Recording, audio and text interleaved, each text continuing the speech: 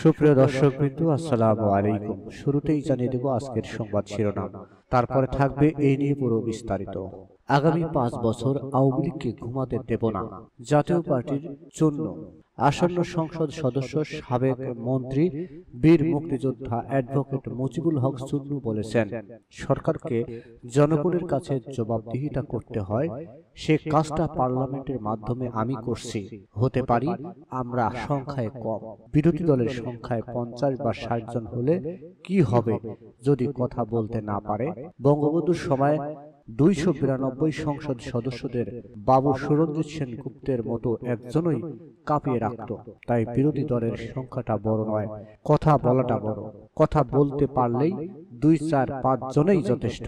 তাই আমার উপরও আস্থা রাখেন। 5টা বছর আওয়ামী লীগকে আর ঘুমাতে দেব না। সরকারকে জনগণের পক্ষে যা তা বলার সুযোগ দেব না।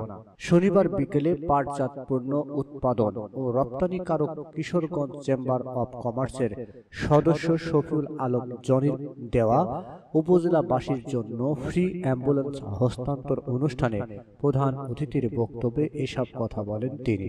মুজিবুল হক চুন্নু বলেন, বিদ্যুতের নামে 90,000 কোটি টাকা জরিমানা দিয়েছে। কেন দিল? কেন বিদ্যুৎ নাই? এজন্য প্রধানমন্ত্রীকে জবাব দিতে বাধ্য করেছি এবং আমার প্রশ্নের ব্যাখ্যা দিতে তিনি বাধ্য হয়েছেন।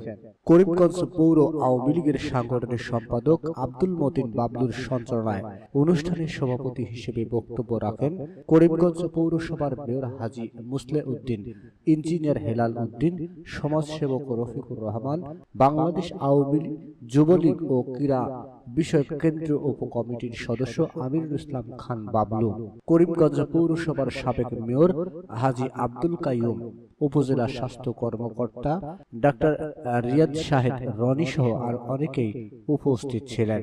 নিউজটি সম্পূর্ণ দেখার জন্য সবাইকে ধন্যবাদ। বাংলা নিউজের পরবর্তী আপডেট পেতে আমাদের চ্যানেলটি সাবস্ক্রাইব করুন। নিউজটি ভালো লাগলে অবশ্যই লাইক, কমেন্ট, শেয়ার করে অন্যকে দেখার সুযোগ করে দিন। ধন্যবাদ।